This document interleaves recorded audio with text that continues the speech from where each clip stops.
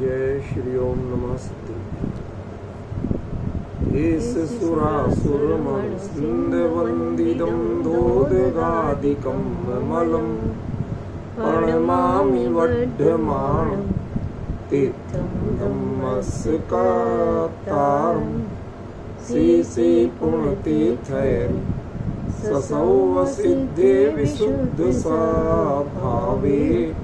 समणीयणानदंस चरित तव वीर्यायारि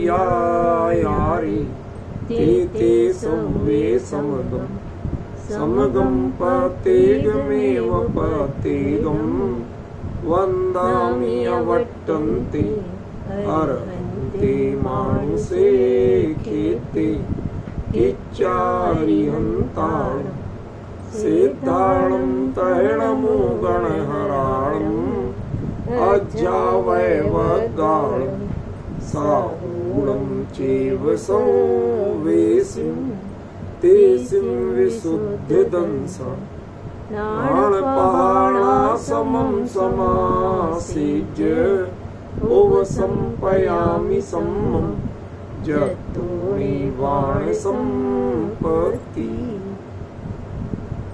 प्रवचन सार परमागम चरणान योग चूलिका महाधिकार गाथा 246 पृष्ठ 480। अरिहंतादिसुभक्ति वत्सलदापवयणाभिज्योतिषु विजदि जदि सामण्ये सा सुहृजुक्ता भवेचर्या। इसमें अपने अरिहंत आदि की जो भक्ति कही गई उसका, चूंकि ये संदर्भ मुनिराजों का है, इसलिए मुनिराजों के जीवन में इन भक्तियों का क्या स्थान होता है, क्यों होता है, कैसे होता है। अब जो चर्चा चलेगी उसमें मात्र दो भक्तियों की नहीं होगी। यहाँ तो बात मात्र दो भक्तियों की, एक अरिहंत भक्ति, एक सिद्ध भक्ति, बाकी भक्तियों का यहाँ नहीं। लेकिन जो अपनी अब चर्चा चलेगी उसमें अन्य सभी भक्तियों के बारे में बताया जाएगा कि वो भक्तियाँ होती हैं, कब होती हैं, किस प्रसंग में कौन सी भक्ति की जाती है और क्यों की जाती है।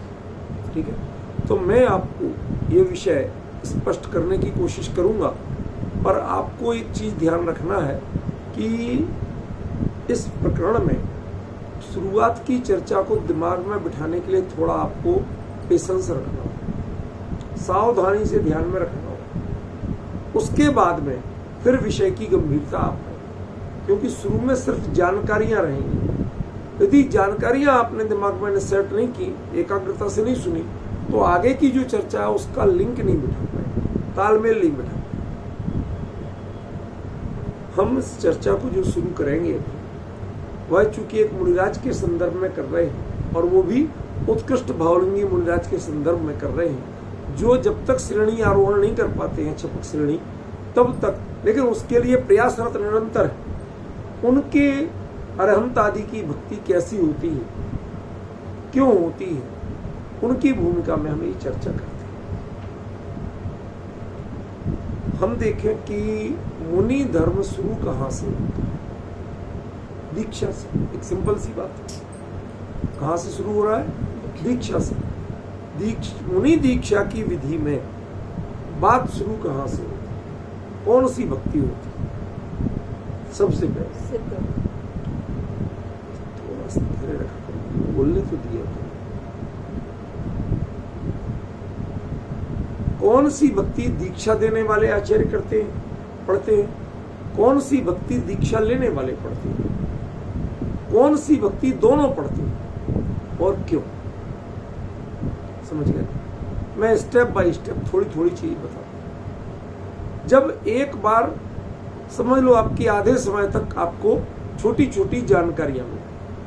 जब वो जानकारियां पूरी हो जाएंगी तो फिर उनकी कारण मीमांसा कि यही क्यों, दूसरा क्यों, ख्याल में, ये मैं आपको क्रमशः बताऊंगा। सबसे पहले मुनि दीक्षा विधि में जो होती है वह मुनि दीक्षा विधि में ही नहीं, लगभग जितनी भी विशिष्ट विधियां होती हैं उन सभी में सबसे पहले सिद्ध भक्ति। समझ में आया? सबसे पहले क्या की जाती? सिद्ध भक्ति। हम सामान्य रूप से सोचे तो शायद पहले सिद्ध भक्ति हमें लास्ट की चीज लगती ना। कोई सिद्ध भक्ति के बाद तो इतने टॉप लेवल पे पहुंच गया, उनकी भक्ति करने के बाद फिर दूसरी भक्ति करे, समझ में नहीं आता। लेकिन यहां नियम दिया गया है कि सबसे पहले सिद्ध भक्ति करें, उसके बाद योगी भक्ति करें, आचार्य भक्ति नहीं। क्या करें? और ये दोनों भक्तियां दीक्षा देने वाले और दीक्षा लेने वाले दोनों साथ में समवेत रूप से एक साथ करते हैं। क्यों करते हैं? क्या है, क्या उद्देश्य है? सिद्ध भक्ति, अभी कारण मीमांसा नहीं, अभी तो सामान्य जानकारी दे रहा हूं। सिद्ध भक्ति का सीधा उद्देश्य है कि इस दीक्षा का लक्ष्य क्या है, पहले वो जाने। हम उससे कम के लिए ये दीक्षा नहीं ले रहे, ख्याल में? ये तो दूसरा, आचार्य भक्ति क्यों नहीं की? चतुर्विंशति तीर्थंकर स्तुति क्यों नहीं की? समझ रहे ना? 24 तथ्यार्थोदि जिसे बोलते हैं, या पंच परमेष्ठी भक्ति क्यों नहीं की? वो सब चीजों को छोड़ करके और आप सीधे योगी भक्ति ही चुनते हैं, क्यों? सोचना तो चाहिए ना। डिटेल तो बात बाद में आएगी, भी मैं बिल्कुल शुरू में हेडिंग्स की तरह बता रहा हूं कि जो दीक्षा होती है वो हमेशा एक योगी की होती है, आत्म साधक की होती है। वह दीक्षा किसी पद या उपाधि की नहीं होती। थोड़ा सा विस्तार करूं, आजकल आचार्य दीक्षा विधि, उपाध्याय दीक्षा विधि, ये सब जो होने लगी ना, ये वास्तव में जिन शासन की दीक्षा विधि में इनका कोई नाम तक नहीं, इनकी कोई प्रोसेस नहीं दी। आप समझ रहे? मैंने बहुत बारीकी से पढ़ा, सारे प्रमाण निकाल के रखे। मूल ग्रंथों में कहीं पर भी आचार्य दीक्षा या उपाध्याय दीक्षा या एलाचार्य दीक्षा, इनकी कोई विधि नहीं है, इनका कोई नाम नहीं। ये पद होते हैं, ये झूठे नहीं है, लेकिन इनकी कोई दीक्षा विधि नहीं होती। पॉइंट समझ? ये पद प्रदान नहीं किए जाते। चतुर्विध संघ, चतुर्विध संघ माने मुनि आर्य का श्रवक श्रविका, हाँ ध्यान रखना। चतुर्विध संघ माने ऋषि, मुनि, यति और अनगा, ठीक है ना? इनमें यथायोग्य रूप से ये संघ मिलकर ही आचार्य को चुनती, और जो चुन रहे हैं वो उनकी अपने से श्रेष्ठ को जब चुन रहे हैं आप, तो अपने से श्रेष्ठ की दीक्षा विधि करेगा कौन? एक कॉमन सेंस की बात है, अमित जी भाई की समझ में आ रहा? जिनको हम अपने से वरिष्ठ चुन रहे हैं उनकी दीक्षा विधि कौन करेगा? नहीं आया। सुनो, जैसे किसी ऑफिस को आपने खोला था, शुरुआत में भाई 1-2 क्लर्क टाइप का, 2 चपरासी टाइप ऐसे रख लिए और अपना ऑफिस चालू कर दिया, नहीं था खर्चा पर। अब किसी तरह छोटे लेवल पे काम शुरू किया, अब वो चल पड़ा तो बड़ी कंपनियों से डील करना। अब बड़ी कंपनियों से डील करना तो उन्हें डायरेक्टर चुना। तो भाई एक व्यक्ति बात कर रहा है जिसमें इतनी क्षमता हो कि जो कंपनी को सही ढंग से रिप्रेजेंट कर सके और अगले की चीज समझ के उससे कितना, कैसे, किन शर्तों पर डील करना वो कर सके, तो एक डायरेक्टर चुना। तो उन सब ने 4 लोगों ने मिलके एक को डायरेक्टर चुना। अब बताओ उसका इंटरव्यू कौन लेगा? अमित जी मेरी बात समझ में आ रही कि नहीं आ रही? देखो भाई, अब जो मैं सीमित से सीमित और सरल से सरल दृष्टांत देता हूं, उलझे हुए नहीं देता।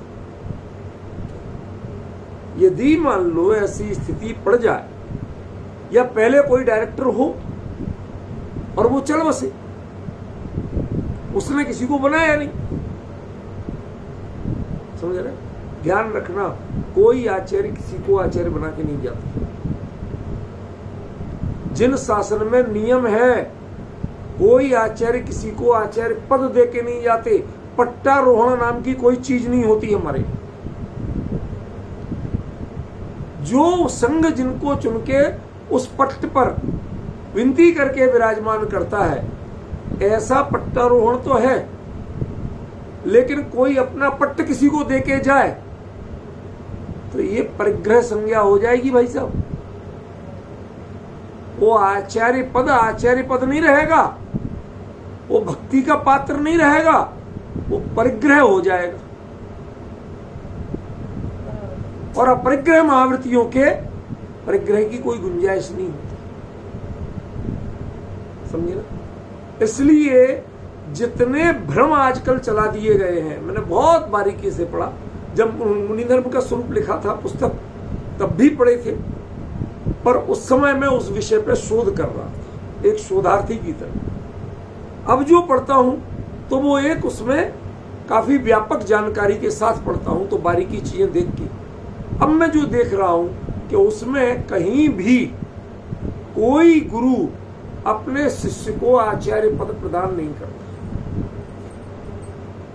मेरे बाद ये देखेगा, ये कभी जिम्मेवारी नहीं सौंपता। क्यों नहीं होती? कोई जिज्ञासा तो होना चाहिए। क्यों नहीं करते भाई? आगे झगड़े नहीं, कहते ये संघ है, संघ में झगड़े कैसे होंगे?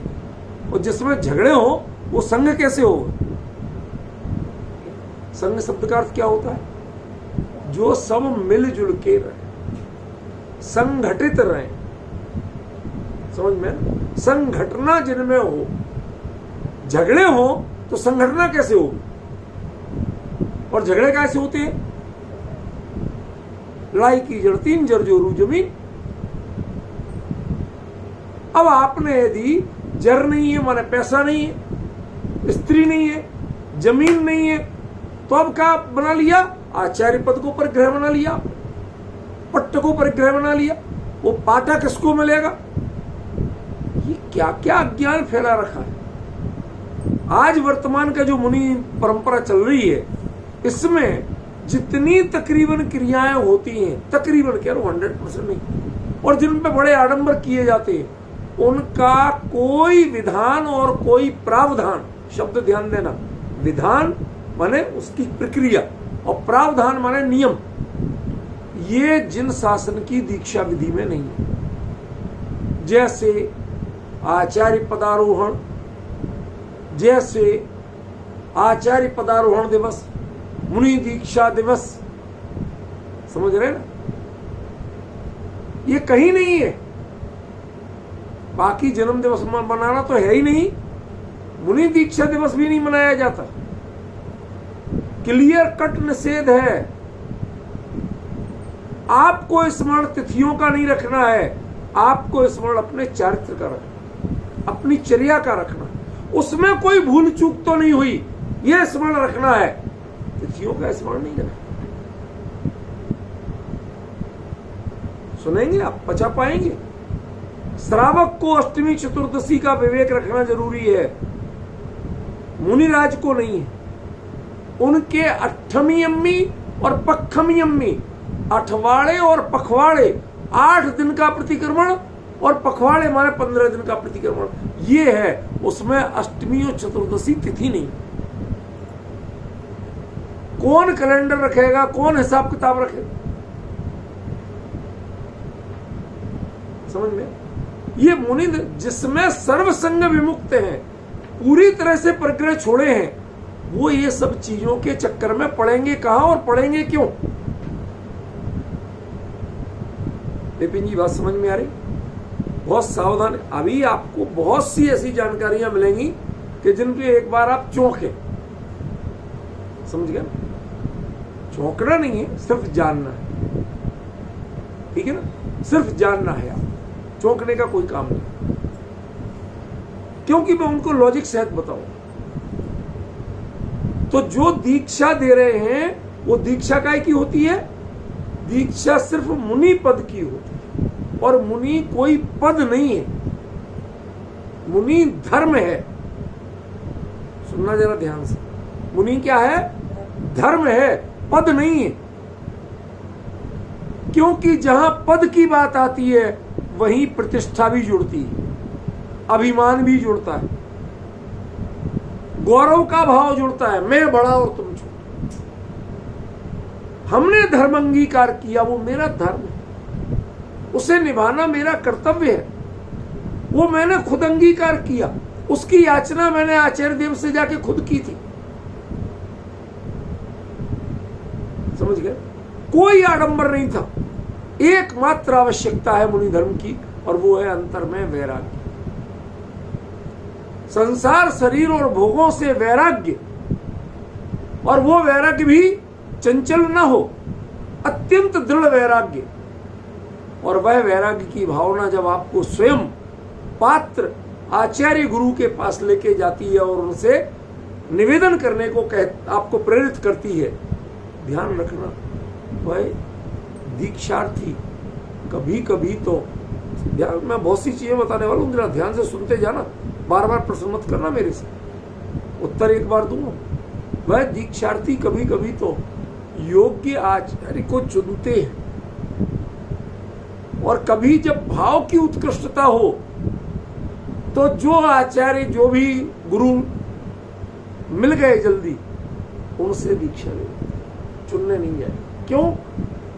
पुराने जमाने की परिस्थितियां मिलनी थी। कौन संघ कहाँ विराजमान है, कौन ज्ञानी आचार्य कहाँ विराजमान है, वहां तक भाव अभी बहुत हो रहे हैं, और आप कहते हो कि इतने दिन बाद करना।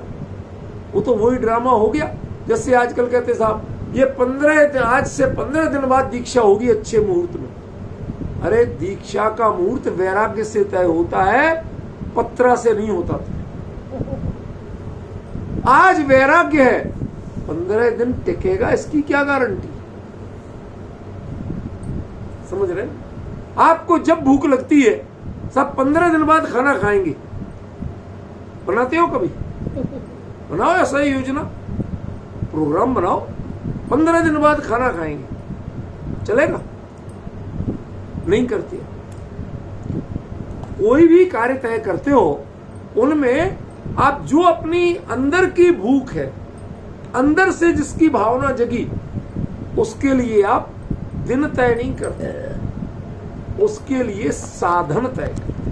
किन से लेना, कैसे करना, इसका विचार तो किया जाता है, लेकिन उसमें इसका विचार नहीं किया जाता कि भाई किससे लेना, कहां जाना, किस पर्टिकुलर किसको चुन। कभी कभी यदि मान लो आपको जानकारी में है कि आसपास 3-4 संघ विराजमान है, आपको उनके आचार्यों की स्थिति, गरिमा, ज्ञान गरिमा, तप गरिमा, इसका भी परिचय।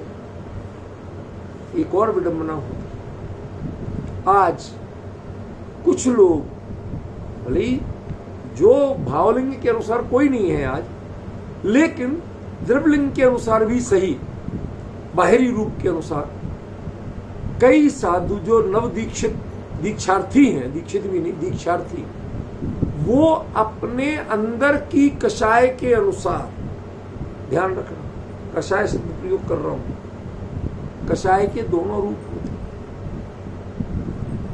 घबराना मत जो मैं बोल रहा हूं, वैराग्य भी कषाय ही। क्यों? एक स्वरूप की निर्विकल्प अनुभूति के अलावा जो भी परिणाम होगा वह कषाय का ही कोई ना कोई फॉर्म होगा, समझे? वो कषाय भाव नहीं होगा, समझे?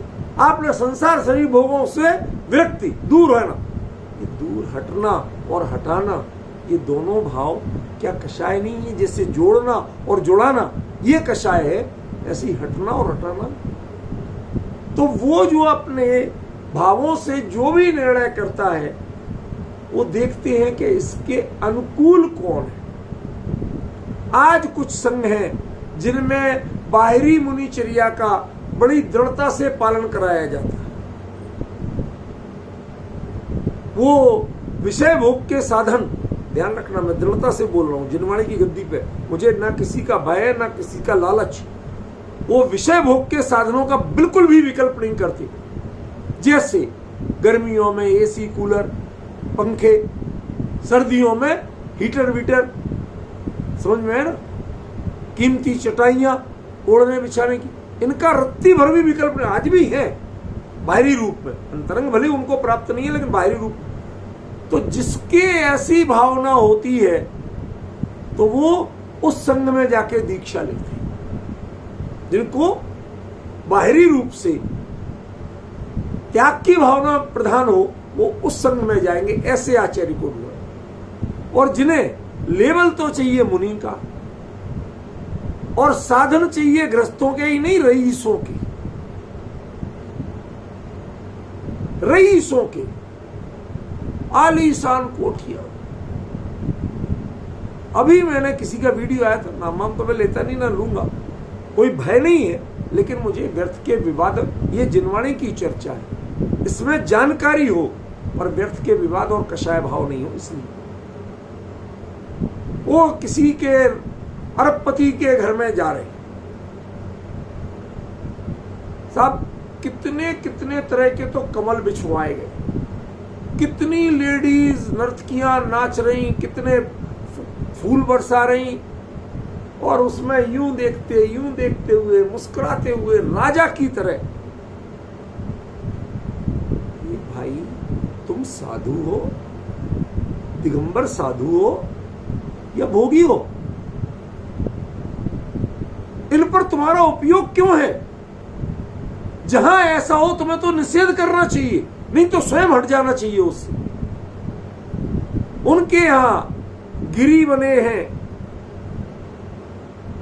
समझ गए, आयतन बने हैं, और नाम ऐसे होते ना, तीर्थ बने हैं, और उनके अंदर साधन क्या 5 स्टार जैसे, हर चीज के लिए नौकर चाकर उपलब्ध है। आपको करना कितना है, साधन सब मिलेंगे, बस कपड़े उतारना और करना। लोग ऐसे भी चुनते। तो मैंने जो शुरू में कहा था कि वह अपनी परिणति के योग्य संघ और आचार्य को चुनेगा। हमें खेद है कि आज हमें ऐसे दृष्टांत देके समझाना। उस समय क्या होता था योग्य चुनने का मतलब? मुकेश जी भाई साहब कहां देख रहे हो, थोड़ा इधर देखो, समझ में है ना, आपने ऊपर मुख कर रखा है, थोड़ा सामने को करो तो मैं समझ में आए कि आप कहां देख रहे हो। सुनो तो क्या कहा, उस समय कैसे चुनते थे कि जिनको सूक्ष्म तत्व ज्ञान या श्रुत का या कर्णान योग आदि का अभ्यास करने का जिनको हो विशेष अभ्यास भाव कि हम तो दीक्षा लेके सीधे इस पे करेंगे काम, तो वो जो भाषा के, विषय के, गणित आदि के विशेषज्ञ जिनमें हो, ऐसे संघों को चुनते। जिनके लिए मात्र विरक्ति, अपनी मुनि धर्म की साधना, और ये भी जिनको कंटाल लगे, क्या शास्त्र लिखना, क्या शास्त्र लिखाना, सुनना मैं क्या बोल रहा हूं, इसमें भी कंटाला लगे, वो बिल्कुल अत्यंत विरक्त आत्म साधक, बोले ही कम, बोलना ही नहीं, बिना बोल। गुरु और शिष्य में जितना अनिवार्य संवाद होता है उसके अलावा बोले और सुने महीनों बीत जाए, कोई चर्चा नहीं हो। क्यों? वो नजर में देख लिया कि ये भी ध्यान में लीन है, मैं भी ध्यान में लीन, क्यों मैं अपना ध्यान भंग करूं, क्यों इसका भंग करूं? आप बोलेंगे तो दोनों डिस्टर्ब होंगे, समझ गए ना? तो वो ऐसे संघ चुनते थे, कुछ ऐसे संघ चुनते या आचार्य चुनते थे कि जो बहुविहारी नहीं है, इधर से उधर बहुत विहार नहीं करते। विहार करते हैं थोड़े बहुत अपना कर लिया शांति से, जहां एरिया लगा कि हाँ ये भीड़ नहीं है, ज्यादा झंझट नहीं है, जान खाने वाले लोग नहीं है, वो ऐसे गांव देहात के एरिया में कहीं सुनसान में रहे, वो ऐसे चुने। और जिनके लिए बिहार का, अरे चलो इस बहाने पूरा देश नापेंगे, चुनने के आधार बदलते तो हैं। आज परिग्रह के आधार पर चुने जा रहे हैं, पहले चर्या की ही भिन्नता के आधार पर चुनते थे। और जिनको वैराग्य की वृत्ति इतनी प्रबल हो कि अब तो दीक्षा के बिना रहा ना जाए, अब एक मिनट को भी, एक दिन को भी ये वस्त्र आदि का परिग्रह सुहा नहीं रहा है, तो जो भी मिले होना योग्य ही चाहिए, उनके पास जाके दीक्षा ली। अब संघ में ये बंधन नहीं होता कि यदि गुरु बहुत शास्त्रों के लेखक हैं तो चेले को भी शास्त्र लिखना सीखना पड़ेगा, कोई जरूरी नहीं। मुनि दीक्षा होती है वैराग्य और तप की साधना के लिए। आचार्य तब यही कहेंगे, भैया अपने धर्म की साधना करो, तुम्हें शास्त्र की साधना करना जरूरी है।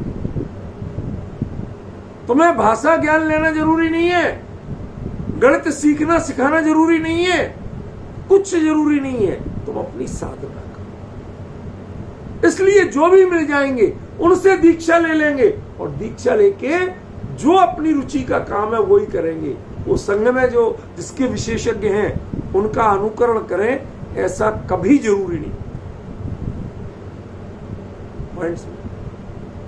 तो उन्होंने योग्य संघ या योग्य आचार्य चुन लिए, उनसे जाके विनती की, भाव बताए। कई बार मुंह से एक शब्द नहीं बोले, ध्यान देना, एक शब्द नहीं बोले, हाथ जुड़े तो जुड़े रह गए।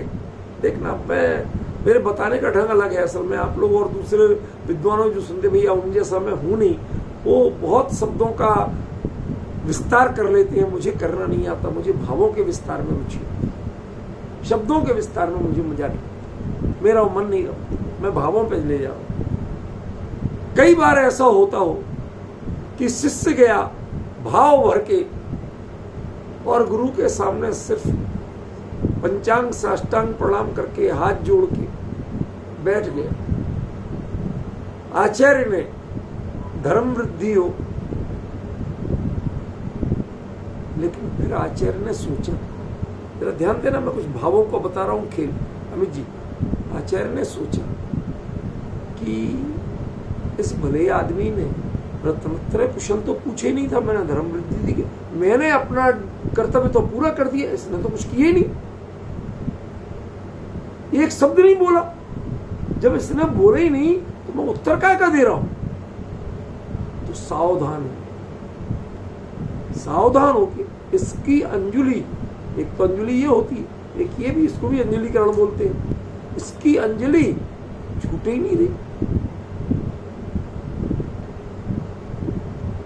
इसके चेहरे पे शांति, कुछ जिज्ञासा नहीं आ रही, कुछ पूछे, जाने, बताएं, कुछ नहीं, एकदम प्रशांत मुद्रा में हाथ जोड़े बैठे। चेहरे से वैराग्य का भाव ऐसा टपक रहा।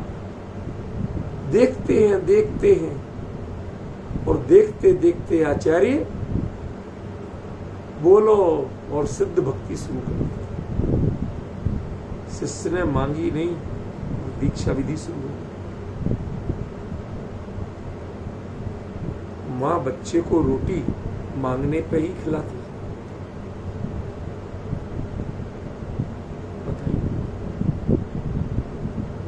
उसके चेहरे का भाव, वो आके टेबल पे बैठ गया, डाइनिंग टेबल पे, तो मांगना पड़ेगा। ऐसे ही बिना किसी आडंबर के ज्ञानी आचार्य के सामने जो हाथ जोड़ के बैठ गया, सिर झुका के बैठ गया, से मांगना पड़ेगी दीक्षा। ज्ञानी आचार्य उसके भाव देखते हुए यदि सिद्ध भक्ति शुरू कर दी तो सारा संघ जान जाता कि एक नए दीक्षार्थी मुनि की दीक्षा विधि शुरू। क्यों? क्योंकि इस मुनि धर्म का लक्ष्य एक है, न तप है, न त्याग है, न वैराग्य है। ये इसमें होते हैं लेकिन ये इसका लक्ष्य नहीं होता।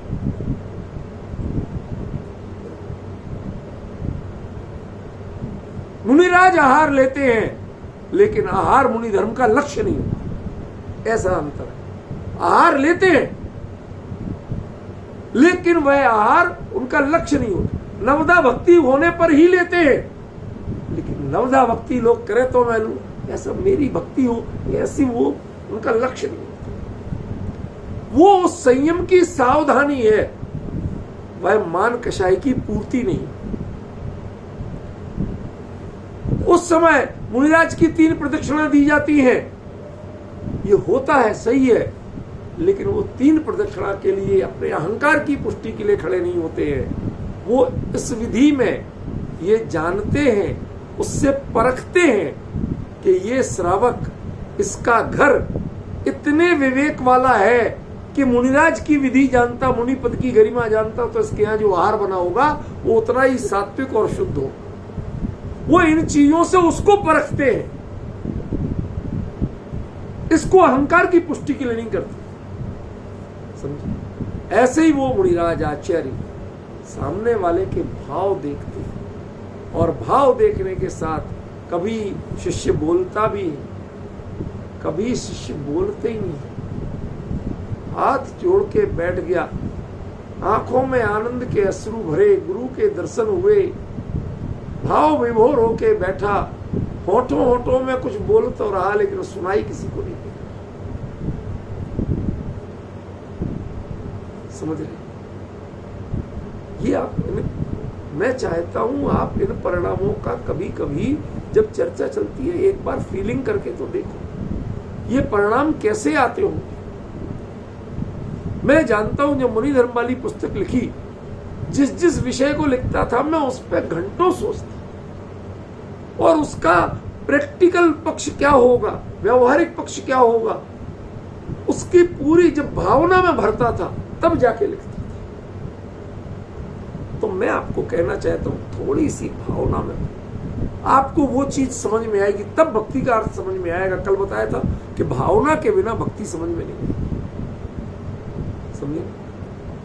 अब वो शिष्य वैराग्य की भावना से भरा हुआ, किसी और चीज के, कौन कितने आए थे, कितने गए, किसने क्या, कोई मतलब नहीं, गुरु ने बोला नहीं बोला, गुरु ध्यान में मग्न हो गए, वही इसने तो कुछ कहा ही नहीं, ध्यान में मग्न हो गए, तो उस समय आंख खोल के अर्धनिमीलित नेत्रों से टकटकी बांध के उनके स्वरूप में समाने की विधि को समझने की कोशिश कर, और चीज को नहीं देख रहा।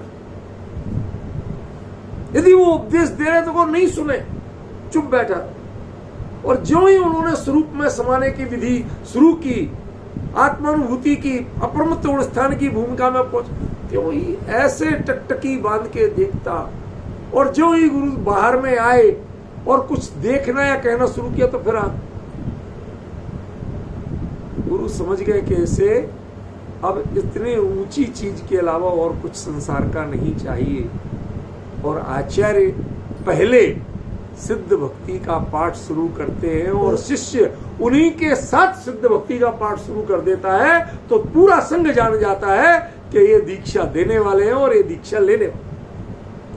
अब बताइए सिद्ध भक्ति क्या होती है, पॉइंट समझो। मैंने कहा ना, मैं थोड़ी मेरी कमी है, मैं क्रम से चीज को व्यवहारिक पक्ष से बता सकता हूं, मैं सैद्धांतिक भाषणबाजी नहीं कर सकता, जनरल नॉलेज के लिए मेरा नहीं, समझ में। कई लोग होते हैं एक चीज पढ़ते हैं, मेरे इस व्याख्यान के चर्चा का पीछे भी सुनते हैं, फिर वो अपने प्रश्न देना शुरू करते हैं कि फला चीज में एक नई जानकारी, बना साहब धवला के मंगलाचरण में उन्होंने सिद्ध भक्ति, सिद्धों को पहले नमस्कार क्यों किया बताओ।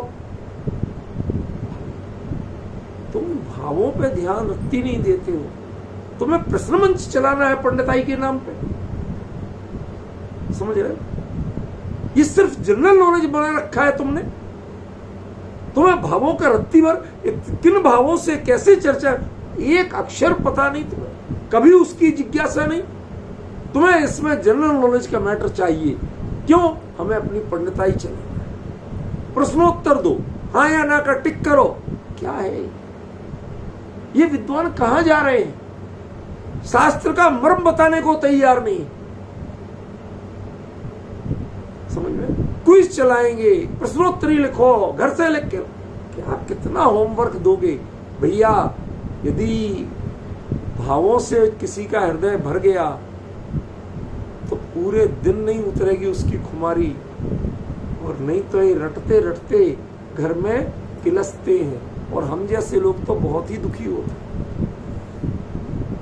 बहुत से परिचितों से बुराइयां हो गई हैं मेरी। कोई कहे कि आपको आता है तो बताते क्यों नहीं, आप मात्सर्य क्यों करते हो? या मात्सर्य नहीं है, मुझे इस परंपरा को समाप्त करना। रोज ही 10 लक्षण आदि शुरू होंगे, नाक में दम शुरू हो जाए। क्यों? लोग क्वेश्चन बैंक पकड़ा देते हैं। अब लिखो उत्तर, कौन टॉप आता है? टॉप तुम्हें आना है, जान मेरी खाती। जिस किसी ने पूछा नहीं, भाई साहब फोन काट देता हूं, भाई साहब पता ही नहीं, मुझे आते ही नहीं, ध्यान नहीं, अभी कहां ढूंढूं, बिल्कुल रुचि नहीं। क्यों? क्योंकि आपने जिनवाणी को जो तत्व ज्ञान की बातें उनको भी आपने मनोरंजन का विषय बनाया, टाइम पासिंग का विषय बनाया है, प्रतियोगिताएं जीतने का विषय बनाया है। कभी उन तत्व को आपने किसी के भावों में प्रतिष्ठित करने की कोशिश नहीं की, उसके अनुकूल सामने वाले के भाव बने, ऐसी आपने कभी कोशिश नहीं की। इसका नाम पंडिताई नहीं है, इसका नाम क्षयोपशम का व्यापार है। समझ में आया? क्षयोपशम को कसाई की तरह खेलना है, तालियां बजाने के लिए। जैसे लोग दुनिया भर के खेल खेलते हैं, तालियां बजाते हैं, आप इसको खेल खेल के तालियां बजाते हैं। लोग कहते हैं समाज के, हमारे मुकेश जी तो झट से कहते हैं, चलो साहब कुछ तो सीखते हैं बच्चे। ठीक है, बच्चों को सिखाओ, हमें उससे ऐतराज नहीं है, लेकिन कब तक बच्चा बना के रखो? अरे शब्द सिखाओगे, ठीक है, पहले शब्द ही सिखाए जाते हैं, पर शब्द के साथ अर्थ और अर्थ के साथ भाव, ये यात्रा नहीं होगी तो इस शब्द ज्ञान का क्या होगा? हमें कई बार याद आते हैं, हमारे वो पंडित ज्ञानलाल जी थे बूंदी वाले, वो दृष्टांत दिया करते थे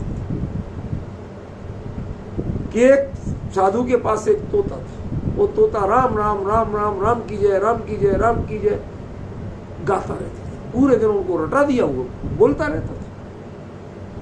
अब एक दिन किसी ने कहा कि अरे, 2 लोग आए, कहते साहब ये तो बाबा जी के पास तोता बड़ा दिव्य ज्ञानी है, कोई पुराना पिछले जन्म का योगी मालूम होता है, जो कहीं योग भ्रष्ट होके यहाँ त्रिंचोनी में आ गया, तोता बन गया, लेकिन है तो पुराना योगी, जब भी तो बोलता राम की जय, राम की जय, राम राम, और कुछ बोलते ही नहीं। उसे पता नहीं था कि इस बेचारे को इसके अलावा कुछ सिखा ही नहीं, समझे? जो सिखा दिया वही बोल रहा। अब दूसरा, उसने कहा देखो अभी तेरी आंखें खोलता हूं। वो घर गया, वहां से रामचंद्र जी की तस्वीर ले आया, और वो तस्वीर ले जाकर उसके तोते के सामने रख दी। तोता फुदकता हुआ उस पे आया, बैठा, और फोटो पे ठीक मुंह के ऊपर पूंछ उठाई और बीट कर दिया, और बीट करते करते ही बोला राम की जय, राम की जय, राम की जय। अब क्या कहोगे भैया विपिन जी, इस राम की जय का मतलब क्या है? जिसने ना तो राम को पहचाना और राम की मर्यादा, विनय वो भी नहीं की, तो इसको ना अर्थ का पता है, ना भाव का पता है, तो इस शब्द की कीमत क्या है? वो कहते थे तोता राम राम करता है, राम राम करता है, और राम की फोटो पे उनके मुंह के ऊपर बीट करता है। ऐसे शब्द मिले क्षमत बनिए। शब्द रटना मत सीखिए। ये जिनवाणी मात्र शब्द रटने के लिए नहीं है, ये गणधर की गद्दी शब्द रटाने के लिए नहीं है, मनोरंजन करने के लिए नहीं है। आप अंदर के जो भाव लेके वो आया है, वो भाव बदलना सीखिए। वो संसार के भोगों में उलझा हुआ प्राणी उन भोगों से त्रस्त होकर किसी तरह अपने आत्महित की बात सुनने आया है। आप पंडिताई मत दिखाइए, उसके जख्मों पर फहार रखिए, उसे वो दीजिए कि उसकी तपिश शांत हो, उसकी जलन शांत हो, उसकी परेशानी मिटे, उसके परिणाम शांत हो। कुछ ऐसा सिखाइए, ये रटा के मनोरंजन मत कीजिए उसका। समझ में? मैं जानता हूं कि मैं जितना चाहे कह लूं, करने वाले वो ही करने वाले। क्यों? क्योंकि समाज में अधिकांश लोग भी ऐसे ही है। उन्हें गंभीर स्वाध्याय की चर्चा, भावनात्मक चर्चा उनको पचती ही नहीं है। उन्हें तो ऐसा होमवर्क पछता है कि चलो भाई देखते रहे, 4 लोगों पंडितों की नींद खराब करो, उनसे पूछ पाछ के भर के अगले दिन पकड़ा, फिर पूछा कितनी गलती थी मेरी, कितने सही है, कौन टॉप आया। क्या हो गया है इस समाज में? ये क्या खेल चल रहे हैं स्वाध्याय के नाम पर? और तो और आज के मुनिराज इसमें रुचि लेने लगे, वो ये काम कराने लगे। ये सब चीजें बचपना है, नादानियां हैं, ये समझदारी नहीं है। आप गंभीरता से, शब्द भले ही एक हो लेकिन उसके भाव कितना विशाल है वो समझाने की कोशिश कीजिए। मैंने आपको क्या संकेत किया? कल्पना करिए, शिष्य ने जो गया उसने दीक्षा मांगी नहीं, बोले ही नहीं। संघ वाले भी, बाकी लोग जो देख रहे, वो हो क्या रहा सब कुछ समझ में नहीं आ रहा। दोनों में से कोई कुछ बोल ही नहीं रहा। अब मैं क्या जाने क्या हो रहा। आचार्य सब पढ़ रहे थे, पढ़ते पढ़ते आचार्य ने सिद्ध भक्ति शुरू की, तो अभी संघ के लोग जिज्ञासु हुए, अभी सिद्ध भक्ति क्यों, अभी क्या हो रहा? सिद्ध भक्ति के प्रसंग कई है, अभी क्या हो रहा उनमें से, क्यों सिद्ध भक्ति? ये आचार्य ने शुरू की नहीं कि स्वर में स्वर मिला के उस दर्शनार्थी ने अरे ये तो दीक्षा विधि। आप अंतर समझिए विपिन जी, क्या जब इतनी परख आने लगे, ऐसे भाव जगने लगे, ऐसी दीक्षा कितनी दुर्लभ होती, जरा विचार करें। और उसके बाद दोनों ने अपने लक्ष्य को स्मरण किया, भावपूर्वक स्मरण किया, और उसके बाद जो अभी योगी नहीं बना उसने भी योगी की भक्ति करके उस पद को, उस भाव को स्मरण किया। और जो सामान्य मुनि से उच्च पद पे विराजमान है, उन्होंने भी अपने आचार्य पद से श्रेष्ठ उस आत्म ध्यान करने वाले योगी को माना, उन्होंने भी उस जूनियर को वंदना सुनी। दोनों मिलके योगी भक्ति कर रहे। अब संघ को कंफर्म हो गया। ये दो भक्तियां जब एक साथ होती हैं, संघ को क्लियर हो जाता है, हाँ भाई अब हमारे एक और भाव, ऐसे वैराग्य रस के धनी एक और मुनिराज हमारे साथ में। फीलिंग करना समझिए, सोचिए। क्यों घर में एक बच्चा आने वाला हो तो सारे लोग खुशियां मनाना शुरू करते हैं, बधाइयां देना शुरू करते हैं। बच्चे का जन्म हो, स्टाफ को मिठाइयां हो, हॉस्पिटल के स्टाफ को मिठाइयां बांट लेते, पैसे बांट लेते, क्या क्या नहीं करते खुशी के मारे। अब आप विचार करिए मैं क्या कहने वाला हूं। वो मुनिराज क्या बांटेंगे, बताओ क्या बांटेंगे? सिद्ध भक्ति में हाथ जोड़ेंगे और योगी भक्ति दो लोग पढ़ेंगे, बाकी करेंगे। समझे कुछ? समझे कुछ? वो आत्म ध्यान में उतर जाएंगे। क्यों? ये मिलके जिनकी भक्ति कर रहे हैं, हम तो अभी उस भूमिका के अनुकूल स्थिति में हैं। हम क्यों ना उसी काम को जीवंत करें? ये शब्द से कर रहे हैं, भाव से कर रहे हैं, हम निर्विकल्प होकर उस काम को क्यों नहीं करें? वो सब भक्ति पढ़ते नहीं है, वो योगी बन के दिखाते, वो प्रवृत्त भूमिका आचरण करके दिखाते हैं। तब लगता है ये संग है और ये विवेक है। सचिन समझ में आ रहा है क्या स्थिति होती है? अब समझ में आ रहा कि शुरुआत में सिद्ध भक्ति और योगी भक्ति क्यों होती है। ये योगी भक्ति, सिद्ध भक्ति के बाद योगी भक्ति पढ़ ली और आपने नहीं आचरण की कि मुझे दीक्षा दीजिए, तो भी आचार्य दीक्षा देना शुरू कर। सोचिए जरा। अच्छा एक बात बताओ, नाराज तो नहीं हो? लोग भले ही नहीं हो, लेकिन जो और कोई सुनेंगे उन सबको भी लक्ष्य में करके कह रहा हूं कि नाराज तो नहीं हो। जो दीक्षा लेने वैराग्य के भाव से जाता है, अच्छी कमंडल लेके जाता है या संग वाले स्पेयर बना के रखते हैं? मेरी समस्या समझ में आई कि नहीं आई, ये बताओ। आपको समझ में आई ना समस्या?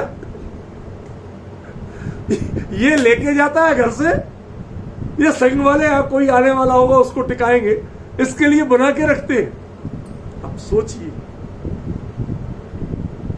अब समझ में आ रहा है कि इसीलिए दीक्षा के बाद कम से कम 24 घंटे का ना आहार ना विहार, कोई प्रक्रिया नहीं होती है, सिर्फ शांत बैठ के अपने ध्यान का अभ्यास करो।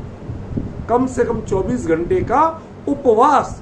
उपवास माने एक वास और एक उपवास, या तो आत्म ध्यान और या आत्म ध्यान के नजदीक की क्रियाएं, अन्य आहार विहार निहार की क्रिया नहीं।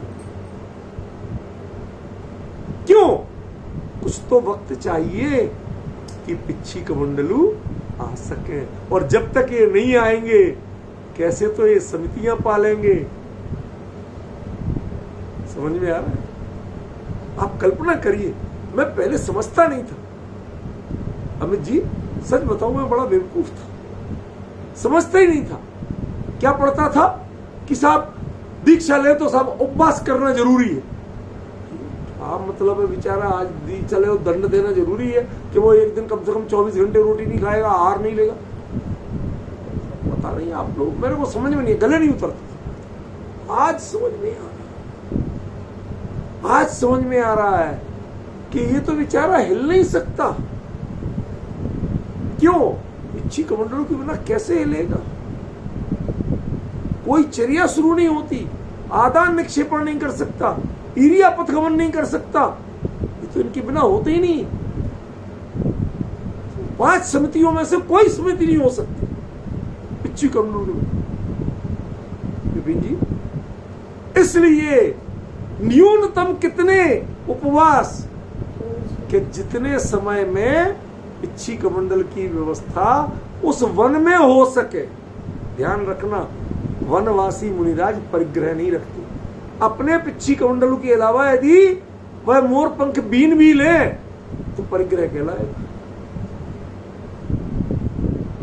समझ में क्या होती है? एक तो अंतरंग के वैराग्य की वृत्ति, स्वरूप से दूर जाने का भाव नहीं तो उपवास होता है, और एक कुछ बाहर की मजबूरी भी होती है, क्योंकि इन संघों में कभी पहले परिग्रह नहीं चलते। ना दीक्षा लेने वाला इंतजाम करता था, ना दीक्षा देने वाले इंतजाम करते थे। क्या अद्भुत स्थिति हो। अरे जिन्होंने सिद्ध साक्षी सिद्धों का स्मरण करके, योगियों का स्मरण करके दीक्षा ली, उन्होंने आचार्य का स्मरण करके, देखो आचार्य से दीक्षा ले रहे। आज तो कहें साहब पहले आचार्य भक्ति पढ़ो तब दीक्षा देनी। दोनों मिलकर योगी भक्ति पढ़ती। मैं दंग हूं कि हमारे ज्ञानियों ने, आचार्यों ने क्या व्यवस्था की। मुनि दीक्षा का सिस्टम क्या होता है, उसमें भक्तियां क्या हो। आज तो साहब पहले जब तक आके आचार्य भक्ति नहीं पढ़ोगे तो दीक्षा नहीं दूंगा, तूने मेरे से विनती ही नहीं की, कुछ भी नहीं होगी। दोनों मिलके सिद्ध भक्ति, योगी, और फिर योगियों जैसा जो दीक्षा विधि हो जाए तो आचरण। अब क्या होता है कि जैसे दीक्षा विधि में वो उसके बाद में जब दीक्षा विधि होने लगे तब वह जाकर के उनसे विनती करते हैं कि गुरुदेव हमें न्यूनतम 1 दिन, 2 दिन, 3 दिन, 4 दिन मात्र ध्यान का अभ्यास करने, हम इसके लिए आए हैं, हम और चीजों के लिए। हो सकता है मैं आहार विधि में गलती करूं, हो सकता है मैं विहार विधि में गलती करूं। वो चीजें मैं सबका देखता रहूंगा, देख देख के सीख लूंगा। मेरी जहां तक कमजोरी है, मुझे मैं इनकी ट्रेनिंग नहीं है, जहां तक आप उचित समझे और जहां तक मैं समझता हूं, ये इतने दिन का न्यूनतम उपवास। उपवास माने भोजन नहीं करना नहीं।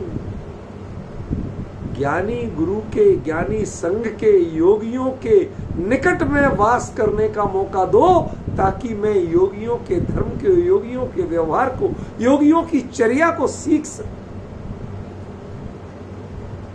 क्यों? क्योंकि आज जो सिस्टम चल गया है वो पहले नहीं था। आज जो चलता है वह मुनि धर्म की और जिन धर्म की मर्यादा के विरुद्ध चलता है। क्या चलता है? पहले कुछ दिन ब्रह्मचारी रहो, भैया जी दीदी रहो, देखो सब चीजें सीखो। सच बताओ, हमारे आचार्यों ने लगा संघो दोषाण मायरो। संघ को यदि राग की दृष्टि से देखोगे तो वो दोषों का भंडार है। फला ने ऐसे नहीं किया, उन्होंने तो फला भक्ति नहीं की थी, गुरुजी उन्होंने तो आज प्रतिक्रमण ही नहीं किया। तो क्या देखते हैं? वो कहते हैं वो उपवास मांगते हैं, क्यों? याचना करते हैं और गुरु देते हैं, ताकि वो मुनि धर्म को, अंतरंग को तो आपने भाव लेके आए थे, यहां दीक्षा लेते लेते भावलिंग को अपना लिया, लेकिन द्रव्यलिंग में भी कोई दोष ना हो जाए। तो प्रैक्टिस शांति से देखो, कौन कैसे उठते हैं, कैसे बैठते हैं, कैसे आते हैं, कैसे जाते हैं। अकेले कमंडलू तौर पिछी तक के कारण नहीं है। ये साधन मिल भी जाए तो भी वो संस्कार तो चाहिए, जिससे आप कहीं मुनि धर्म की किसी क्रिया का, किसी मर्यादा का उल्लंघन नहीं करें। जब वह व्रतदान विधि जो करते हैं, उस समय वह सबसे पहले क्या करते हैं? फिर से सिद्ध भक्ति, योगी भक्ति, उस समय आचार्य भक्ति की विधि। उस समय आचार्य नहीं बोलते सिद्ध भक्ति, ना योगी भक्ति, ना आचार्य भक्ति, तब वह शिष्य ही बोलता है। इसका क्या अंतर है वो भी बताऊंगा, सब बताऊंगा, थोड़ा धैर्य से, स्टेप बाय स्टेप चलिए। और उसके बाद में सारी क्रियाएं हो गई, तो उसके बाद में गुरु शिष्य की ओर, शिष्य गुरु की ओर देखता है आतुर होकर, तो गुरु मात्र समाधि भक्ति पढ़ता है। विपिन जी जरा ध्यान से सुनना क्या कह रहा हूं। गुरु क्या करते हैं? मात्र समाधि भक्ति पढ़ते हैं। शिष्य समझ जाता है कि गुरुदेव हमें स्वरूप की समाधि में लीन होने का आदेश दे रहे। वह अपने में गहरे उतरता है, परम तृप्ति का अनुभव करता है, और उसके बाद जब प्रमत्त गुण स्थान आता है, अप्रमत्त से प्रमत्त, और वह अर्धनिमीलित नयनों से भावपूर्वक अपने गुरु को देखता है, तो गुरु यदि पूछे आंखों आंखों से, इशारे इशारे से क्या हुआ, तो उत्तर रूप में शिष्य समाधि भक्ति पढ़ता है कि मैंने स्वरूप की समाधि प्राप्त की। अब बताइए, एक समाधि भक्ति का अर्थ क्या और दूसरी समाधि भक्ति का अर्थ क्या? समझ में आ रहा है विपिन जी? पढ़ना सीखिए, अक्षर नहीं, भावों। क्रियाएं हमने बहुत देखी है चर्म चक्षुओं से, लेकिन ज्ञान चक्षुओं से उन भावों को नहीं पढ़ पाए आज तक, तो अर्थ कहां से मिलेगा? समझे? मैंने कहा था एक एक क्रिया की, एक एक भक्ति का औचित्य कई दृष्टियों से मुझे बताना है, बताऊंगा भी। धीरे चल पाता हूं भैया, मैं बहुत फास्ट नहीं चल पाता, मेरी कमजोरी। लेकिन ये जरूर रहता है कि हाँ, तुम जमा जमा के करो। हमारे अमित जी भाई साहब मेरे यहाँ आए, जब नीचे मकान में काम चल रहा था, कहते डॉक्टर साहब एक दिन में दीवार खड़ी नहीं करवाना है। खड़ी तो हो जाएगी लेकिन गिर जाएगी। उसे जमने दो, ज्यादा से ज्यादा 3 फीट करवाना, नहीं तो अपने ही बोझ नहीं सह पाएगी। ये बोले अपने ही बोझ नहीं सह पाएगी, जमने दो। ऐसे ही इस जल्दीबाजी मत करो। जो जिनवाणी का अर्थ है, जो शास्त्र का अर्थ है, जो शब्द का अर्थ, वो जमने दो हृदय में। उसे जमने का समय चाहिए, ज्यादा आगे मत भागो वरना दीवार गिर जाएगी, जम नहीं पाए। इसलिए मैं, ये मेरे गुरु हैं, इनसे थोड़ा थोड़ा सीख के और मैं अपना प्रयोग में लेता हूं। देखो आगे क्या कहते हैं आचार्य देव। शिष्य उसके बाद जब कहता है तो अंत में जब उसे उपकरण आदि मिल जाते हैं, आजकल तो उपकरण प्रदान के नाम पर एक आडंबर हो गया। कह दो, नाराज तो नहीं, नाराजी की बात अकेले आपसे नहीं है। मैंने कहा ना, आजकल मैसेज आ रहे हैं, बहुत दूर दूर तक सुना जा रहा है उन सभी से, और सब तरह के लोग सुन रहे हैं। नॉन मुमुक्षु भी बहुत सुन रहे हैं, मुनि भक्तजन भी बहुत सुन रहे हैं, वहां से मैसेज मेरे पास आ रहे हैं। तो मैं कह रहा हूं कि वहां तक जरा सुन के पचाने की कोशिश करना कि मुनिराज को, जो नव दीक्षित है, उनको गृहस्थ क्या पिच्छी कमंडलू प्रदान कर सकते हैं, भेंट कर सकते हैं।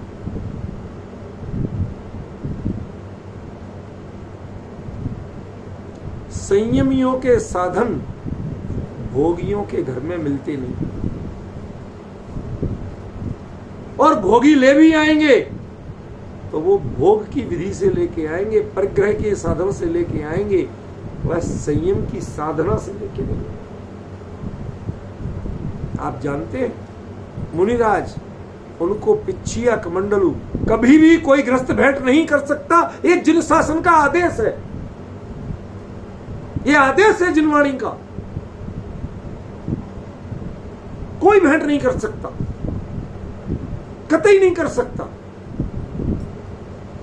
विधि है कि मुख्य रूप से पहली बार में भले ही चाहे संघ के अन्य जो साधु हैं वो एक बार मैनेज करके दे देंगे साधु ही, अन्यथा मोर के पंख जंगल में पड़े मिल जाते हैं, उनसे पिच्छी स्वयं बनाते हैं, कोई दूसरा पिच्छी दे नहीं सकता।